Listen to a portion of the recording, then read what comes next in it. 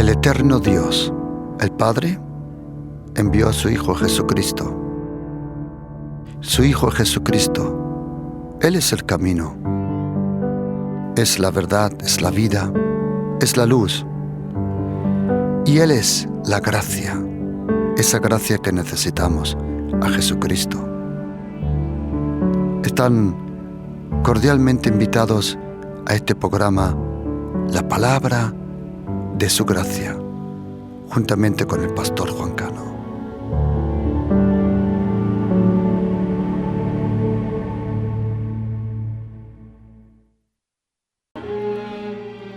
Él nos haya salvado y nos ha llamado con un llamamiento santo, no según nuestras obras, sino según su propósito y según la gracia que nos fue dada en Cristo Jesús desde la eternidad y que ahora ha sido manifestada por la aparición de nuestro Salvador, Cristo Jesús, quien puso fin a la muerte y sacó a la luz la vida y la inmortalidad por medio del Evangelio.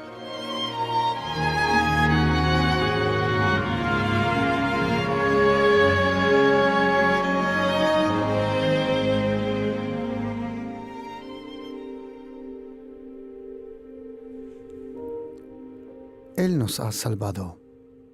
Fue la iniciativa de Dios el Padre.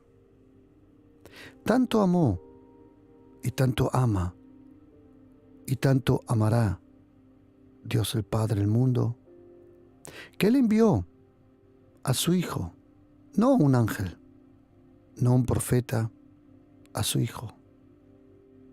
En una de sus parábolas podemos aprender, cuando dice en Mateo 21, que un hombre, él cavó un lagar, él plantó una viña, él lo preparó todo y se lo alquiló a unos labradores. Y en el tiempo de la cosecha, él envió siervos. ¿Pero qué pasó? Al uno lo mataron, al otro le pegaron, y dice la Biblia que al último, el amo de esa viña envió a su Hijo. Jesucristo es el último que Dios el Padre envió. Sí, hoy en día Él nos envía por su Santo Espíritu.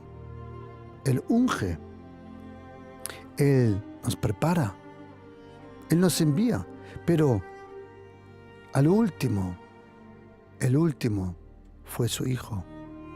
Jesucristo, el Hijo de Dios. Finalmente, dice la Biblia, Él envió su Hijo y dijo, tendrán respeto de mi Hijo. Pero no. ¿Qué pasó? Dice la Biblia, tomándole, le echaron fuera de la viña y lo mataron. Así pasó. Jerusalén es llamado la viña. Israel es llamado la viña. Nosotros somos llamados la viña. La iglesia es llamado la viña. Y lo echaron fuera de la viña y allí le mataron. Pero lo que ellos no sabían que era que al tercer día el Hijo de Dios iba a resucitar.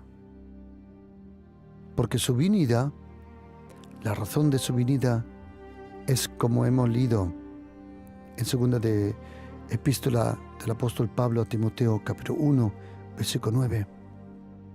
Él nos ha salvado. ¿Cómo Jesucristo nos salvó? ¿Cómo? Con palabras.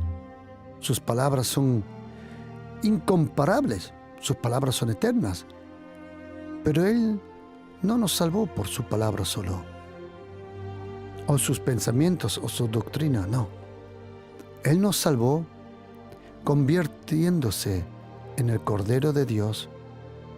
Jesucristo nos salvó convirtiéndose en la persona que iba a absorber, a recibir todo el castigo del pecado, todo nuestro castigo, toda nuestra muerte, toda nuestra separación, toda nuestra rebelión, se descargó sobre aquel hombre en la cruz. Cuando Jesucristo, a las puertas de Jerusalén, cuando los romanos, que ya habían crucificado a muchos, pero esa cruz lo iba a cambiar todo. Porque en esa cruz, nadie lo sabía en aquel momento, era Dios y el hombre crucificado. ¿Por qué se dejó Jesucristo crucificar? Él lo hizo por nosotros. Él tomó el lugar nuestro que nosotros merecíamos. Él murió por nosotros para que nosotros podamos vivir por Él. En aquel momento, cuando los romanos, ellos clavaron, traspasaron las manos, los pies, ellos pensaron que estaban crucificando a uno para que el pueblo se calme y toda la situación se calme. Pero lo que ellos no sabían, que aquel hombre en la cruz no era cualquier hombre. Aquel hombre en la cruz era desde Adán, desde miles de años, el primer ser humano sin pecado. Era el único. Detrás de él no nació otro como él. Jesucristo, el Hijo de Dios, era preexistente. Tú y yo no. Tú y yo fuimos creados, pero fue Jesucristo que nos ha creado. Jesucristo en el cielo, en la eternidad, en la preexistencia, le llamaban el Verbo, el Logos, en griego Dabar, en hebreo. Él era preexistente con el Padre y con el Espíritu Santo. Pero cuando llegó el tiempo de arreglar las cuentas con el pecado, con el mundo, con la oscuridad, con la enfermedad y con el mismísimo Satanás, Dios envió a su Hijo. Y aquel bebé que nació a unos 8 kilómetros de distancia de Jerusalén, hay un pueblo pequeño que nosotros le conocemos como Belén. Cuando en aquel pueblo, aquel niño por primera vez respiró oxígeno, él mismo por primera vez respiró oxígeno en sus pulmones, Dios había venido a la tierra. Era hombre completamente de naturaleza, sí, pero a la misma vez era Dios. Dios que se humilló, como dice Filipenses capítulo 2, a partir del versículo 5 al 11. Él se despojó de su eterna gloria para venir a la tierra, para ser un ser humano de carne y sangre como tú y yo. Porque la única oportunidad de destruir el poder de la muerte no era con la vida. La única forma de destruir la muerte y de destruir a aquel que tenía el poder de la muerte era convertirse en alguien que era mortal. Mientras Jesucristo estaba en el cielo, era inmortal, eterno, untouchable, como dice el inglés, intocable. Pero cuando Jesucristo vino a la tierra, de repente, al tomar carne y sangre, de repente era mortal. Él sentía el calor como nosotros. Él sentía el viento, el frío, el hambre, el dolor. Él sentía lo mismo que nosotros. Él era completamente un hombre, antropos, un ser humano completamente. Y cuando Jesucristo vino en la carne, y todo espíritu, toda religión que no confiese que Jesucristo, el Hijo de Dios, vino en la carne, es el espíritu del anticristo, dice la Biblia. El espíritu de anticristo opera mayormente no solo por su perversidad, maldad, sino también por su confusión y mentira sobre la persona de Jesucristo. Algunos que hacen esoterismo dicen Jesucristo era un maestro. Los musulmanes dicen era un profeta. Y cada religión tiene una opinión sobre Jesucristo. Pero Jesucristo tuvo razón cuando le preguntó a sus discípulos, ¿quién pensáis que soy? Y Pedro dijo, tú eres Cristo, el Hijo del Dios viviente. Cuando Jesucristo vino a la tierra, Él vino como representante de Dios, representando la santidad de Dios, el carácter de Dios, tanto que el escritor de la Carta de los Hebreos tuvo una revelación sobre Jesucristo que yo te recomiendo pensarla. Y yo te recomiendo aprender este versículo de memoria que dice, Jesucristo, siendo el resplandor de su gloria y la imagen misma de su sustancia. Esa palabra imagen tiene que saber que significa en griego y aparece solo una vez, y es la palabra carácter. Jesucristo llevaba el carácter del Padre. Y Jesucristo era el representante único, perfecto de Dios, el Eterno, aquí en la tierra. Jesucristo es el Hijo de Dios, eterno. Pero en el momento que Él nació, a través de la Virgen María, por ese milagro impresionante, cuando Él nació, tienes que imaginarte que el eterno Dios, Adonai Elohim Israel, Yahweh Shalom, Yahweh Shammah, El Elyon, El Olam, y uno de esos muchos nombres en hebreo, cuando Jesucristo nació como hombre, en carne y sangre, de repente se hizo accesible para las tentaciones, para la enfermedad y para la muerte.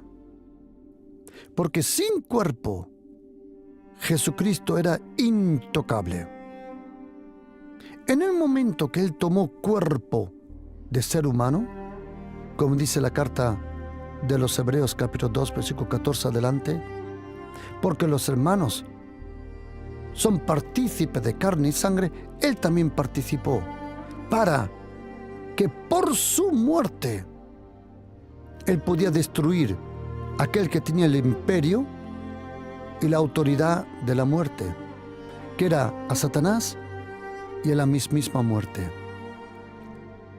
Cuando Jesucristo anduvo esos 33 años y medio en Galilea, en Idumea, en Judea, que hoy conocemos como Israel, predicando el reino de Dios, sanando a los enfermos, echando fuera a los demonios, destruyendo las obras del diablo y predicando el evangelio del reino de Dios.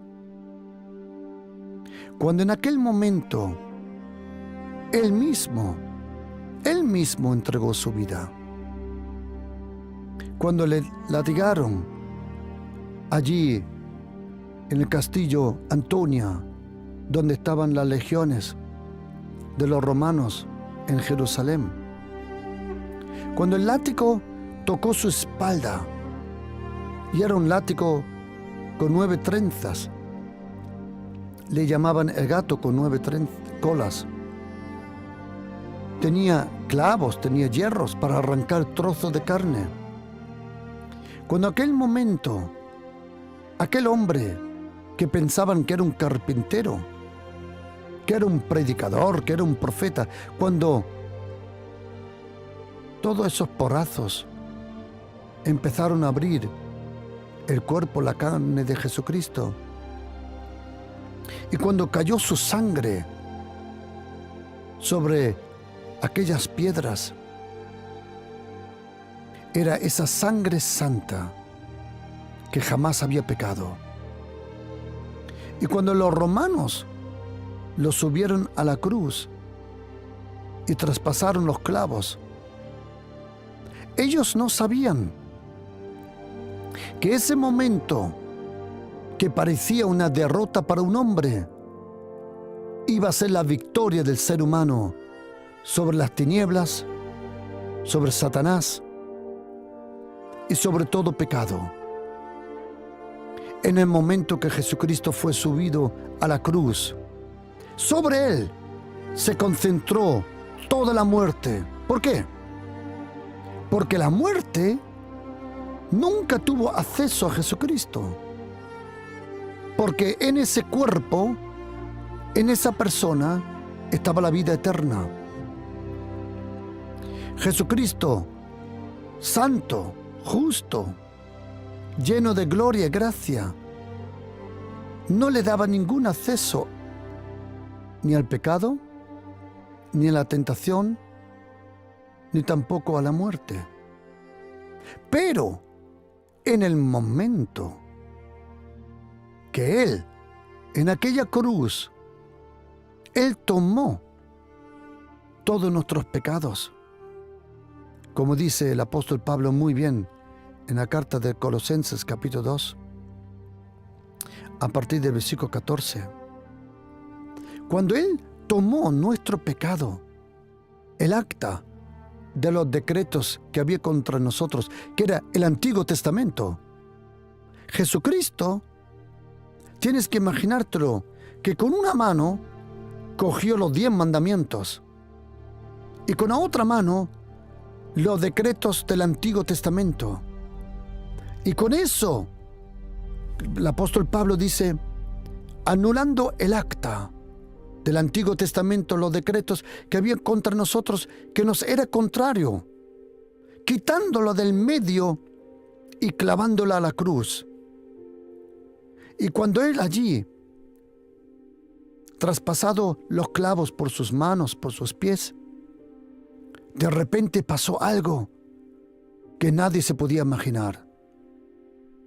El juez de los vivos y de los muertos, ahora, por propia decisión, Él mismo se llevó el pecado sobre su cuerpo. Hay una historia que hace muchos años en el seminario bíblico me inspiró. Un caso real que pasó en los Estados Unidos, en California.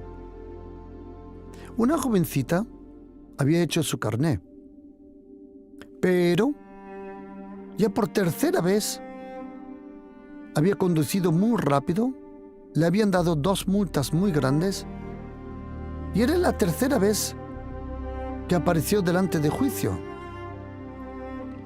Y el juez le dijo a esa jovencita, señorita, le dije la última vez que si le veo otra vez delante de este juicio por el mismo delito, le voy a dar la pena más grande que el estado de California me permite.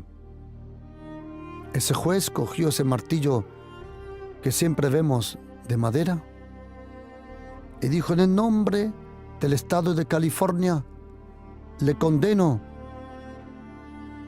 no sé cuánto era ahora la cantidad, pero dijo, a la condena más alta que el estado de California me permite. Y dio con el martillo fuerte. Pero de repente ese juez se levantó, se quitó la ropa de juez, dio la vuelta, bajó las escaleras, se puso al lado de la jovencita y sacó la cartera. Y pagó él la multa. ¿Sabes quién era el juez? Era el padre de esa chavala. Quiero decirte, querido oyente, que el Señor condenó todo el pecado, condenó toda la maldad, pero se despojó del cielo. Jesucristo vino a la tierra. Él lo condenó. Lo que es malo es malo. No se puede cambiar. Lo que es pecado, sin duda. Pero Él vino, bajó, dejó su ropa como juez, se puso al lado nuestra y pagó por todos nuestros pecados. Eso es el Evangelio de la gracia de Jesucristo. Sin la gracia de Jesucristo, querido oyente, usted y yo no podemos ser salvos. No hay ninguna religión, no hay ninguna filosofía, nada en esta tierra le puede limpiar de los pecados, le puede salvar de la muerte, de la cautividad, incluso del poder de Satanás. Solo hay una única cosa, una única persona, un único camino y una única puerta que se abre hacia Dios el Padre. Y todo eso es la sangre de Jesucristo que nos purifica, es la vida de Jesucristo que nos guía, es la resurrección de Jesucristo que nos justifica y es la gracia de Jesucristo que nos salva. Esa eterna gracia. Querido oyente, si no vive en la gracia, siempre va a vivir bajo un peso religioso que le va a aplastar. La religión es diabólico. El legalismo, eso es absolutamente from the devil. La única vida que se puede vivir con Jesucristo es la vida bajo la gracia de Jesucristo. Esa gracia que nos fue dada, como dice segunda carta de Timoteo 1, versículo 9. La gracia que nos fue dada en Cristo Jesús desde la eternidad. Pero toda la gracia estaba en Jesucristo. Y mientras Él no nació, mientras Él no vino a la tierra, mientras Él no se hizo carne y sangre, la gracia se conocía, pero la gracia no vino. Cuando Jesucristo nació, la ley fue dada por Moisés, pero la gracia y la verdad vino por Jesucristo y se manifestó. ¿Cómo? Perdonándonos, purificándonos, salvándonos. De la gracia tenemos que saber algo muy importante, querido oyente. En este estudio bíblico, con pocas palabras, lo que quiero transmitir en esta segunda parte es cómo activar la gracia de Jesucristo sobre mi vida. ¿Cómo puedo activarlo? Tenemos que saber algo muy importante. La gracia de Jesucristo, la gracia de Dios, tienes que hacer una diferencia entre la gracia que operó en tu vida antes de conocer a Jesucristo y la gracia detrás de conocer a Jesucristo. Déjame que me explique. Atención. Fue el Espíritu Santo de Dios, la persona del Espíritu Santo de Dios, el Espíritu de la gracia, como la Biblia le llama. Era la gracia de Dios que operó en tu vida, en su vida. Antes de ser cristiano, la gracia ya estaba con usted.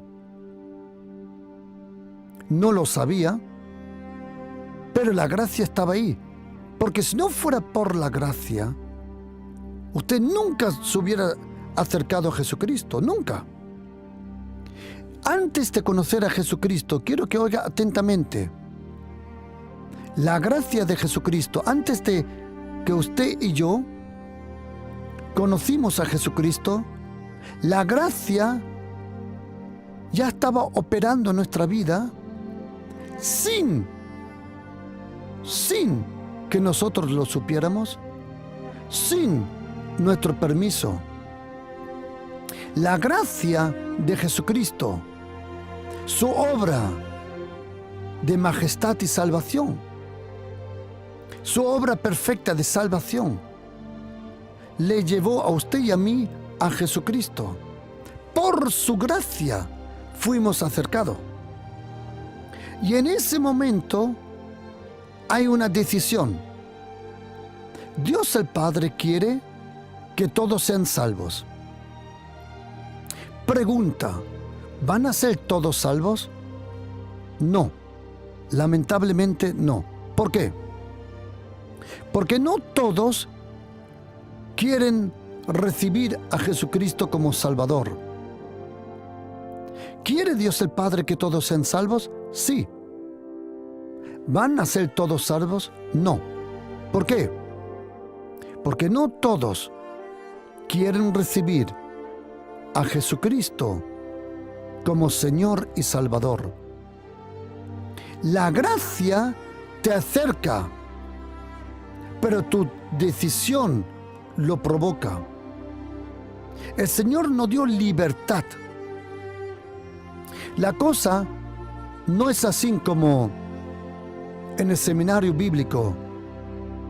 Lo bueno de un seminario bíblico equilibrado es esto, que uno oye a toda clase de personas y de profesores enseñar y predicar. Y en un caso, cuando yo estaba en el seminario en la facultad, vino un profesor y me acuerdo que dijo: Dios, el Padre, ha elegido a unos para ser salvos y a otros no lo ha elegido, sino que son para que se pierdan. En ese seminario bíblico tenéis que saber que era muy bueno porque invitaban a todo aspecto de teología para que aprendas todo. Pero todo lo que tú crees, tú decidías en tu corazón, conforme tu relación con el Señor. Y entonces cuando vino este señor y dijo, me acuerdo incluso de la cara, se me quedó grabado, y dijo: Dios el Padre ha elegido a unos para ser salvos y a otros no lo ha elegido, sino estos son para la perdición.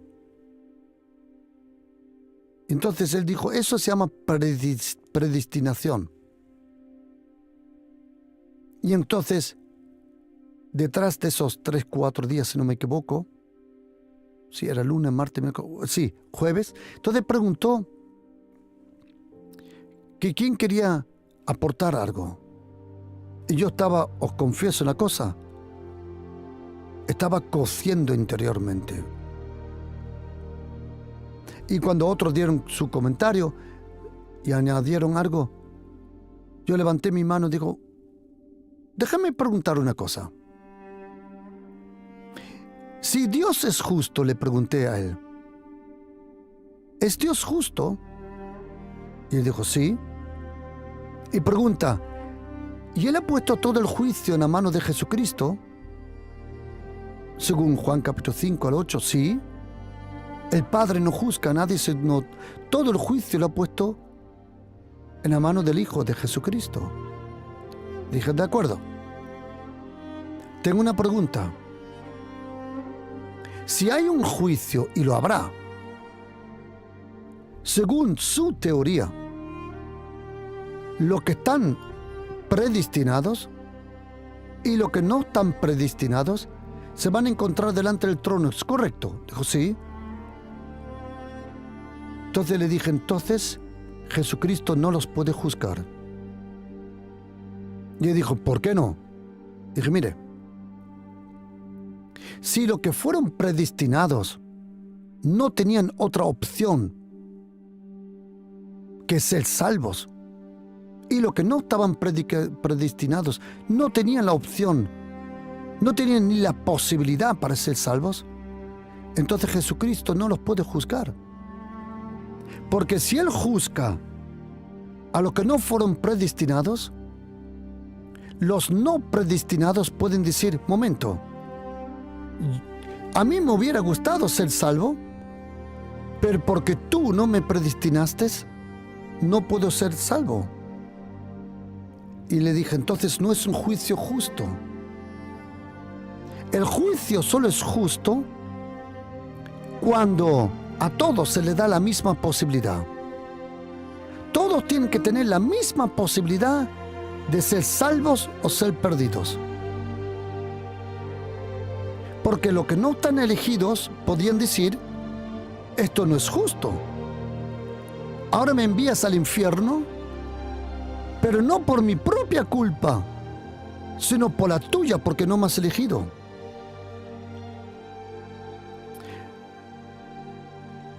No me contestó. Se me quedó mirando 30 segundos, 40 segundos se me quedó mirando. Querido oyente, mire, ¿existe una predestinación? Sí. ¿Quién está predestinado? Todos. Pero no todos quieren recibir a Jesucristo. Por eso, ¿están todos predestinados? Sí. Pero el que no reciba a Jesucristo como Salvador, esa predestinación se queda inefectivo, no hace nada, se pierde. Nosotros tenemos la decisión. Tú y yo somos libres para decidir a quién creer, a quién confiar y a quién seguir. El amor de Dios nos da la libertad. El amor que no da la libertad no es amor. Pero el peligro de la libertad bajo el amor es que muchos o algunos no usan esa libertad para acercarse a Jesucristo, sino para alejarse más de Jesucristo. Por eso, mire, ¿quiere Dios el Padre que todos sean salvos? Sí. ¿Van a ser todos salvos? Lamentablemente no. Él, su gracia te acerca al Salvador, pero tú mismo tienes que arrodillarte delante de Jesucristo y decirle, Señor, sálvame, perdóname todos mis pecados. Porque solo en Jesucristo encontramos el perdón de los pecados. Y la razón es porque solo Jesucristo tiene todo el juicio sobre el pecado. No es Mahoma, no es Buda, no es Confucio, no es Joseph Smith de los mormones, ni de los testigos de Jehová. No, es solo Jesucristo, el hombre de carne y sangre, que vivió santo, murió por nuestros pecados, pero resucitó el tercer día. Es hombre, su nombre Jesucristo de Nazaret, Él tiene todo el juicio. Pero ahora no es el tiempo del juicio. Para nosotros no. Para los demonios sí. Porque la obra del Espíritu Santo, según Juan capítulo 16, es: y les convencerá de juicio. ¿Por qué? Porque el príncipe de este mundo y sus demonios ya están juzgados. La gracia actuó en nuestra vida antes de conocer a Jesucristo sin preguntarnos. Pero cuando uno conoce a Jesucristo, la gracia necesita que le confiemos por fe. Como dice Romanos capítulo 4, versículo 16, literalmente en griego, dice: es por fe que comprendemos que es por gracia. O también se puede traducir: es por fe que se activa y se desata la gracia. Antes de conocer a Jesucristo, la gracia actuó. ¿Y sabes qué, querido oyente? La gracia de Jesucristo está con tus familiares que todavía no están salvos, con tus compañeros en el trabajo que todavía no están salvos. Toda la tierra está llena de la gracia. Todo el ser humano está rodeado de gracia. Todavía no han experimentado la obra de la gracia, pero la gracia está con ellos. La gracia de Jesucristo, detrás de nuestra salvación, necesita que hay que descubrirla, hay que creerla, hay que anhelarla, hay que proclamarla. La gracia de Jesucristo está en la palabra de Jesucristo. El apóstol Pablo, en Gálatas 1, versículo 15, dijo una cosa impresionante. Para que veamos el poder de la gracia. Dice: pero cuando agradó a Dios, que me apartó desde el vientre de mi madre.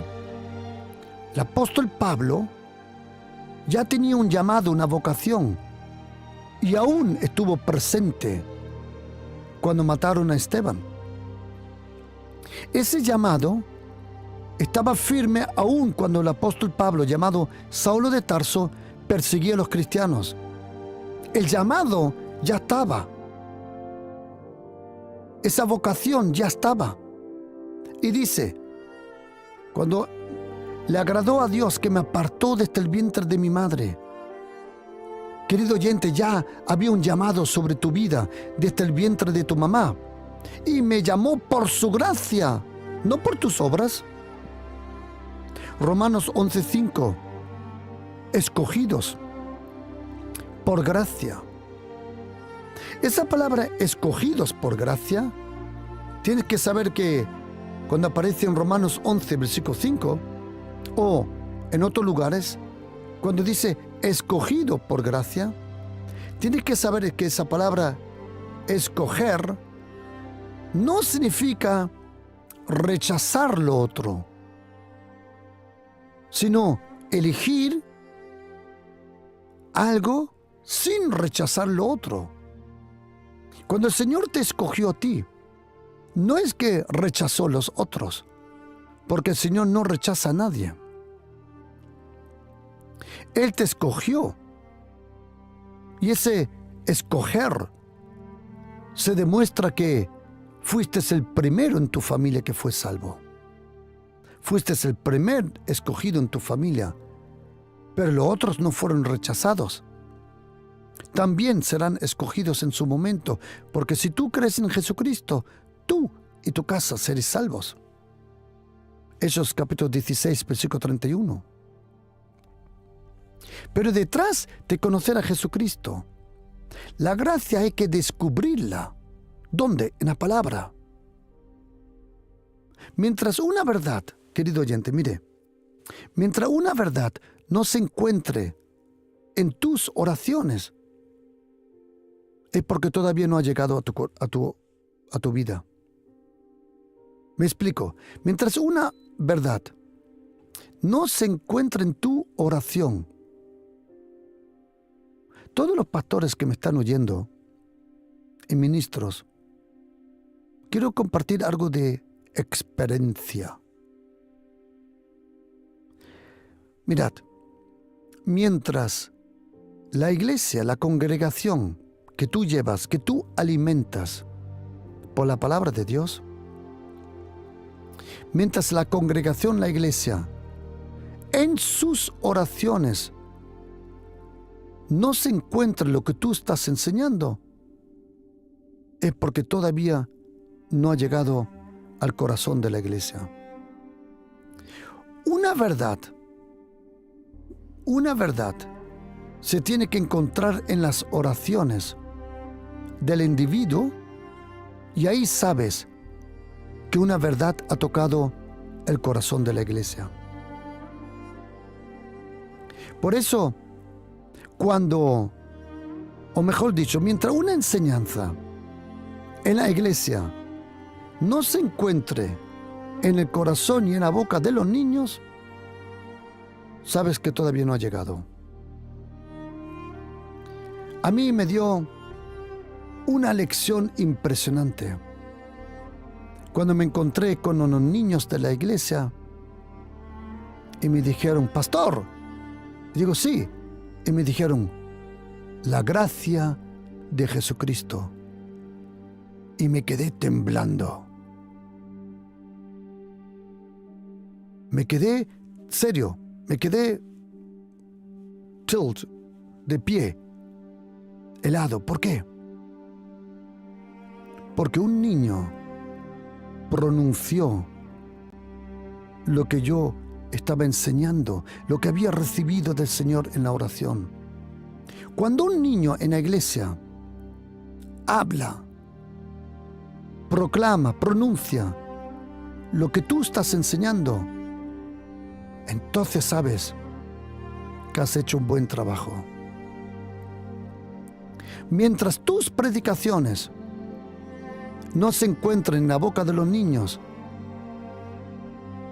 es el momento de saber que tienes que seguir hasta que el óleo, el aceite, la unción no solo caiga sobre la cabeza de Aarón, y no solo sobre su barba, y no solo sobre su vestidura, sino hasta el borde de su vestidura, hasta el final.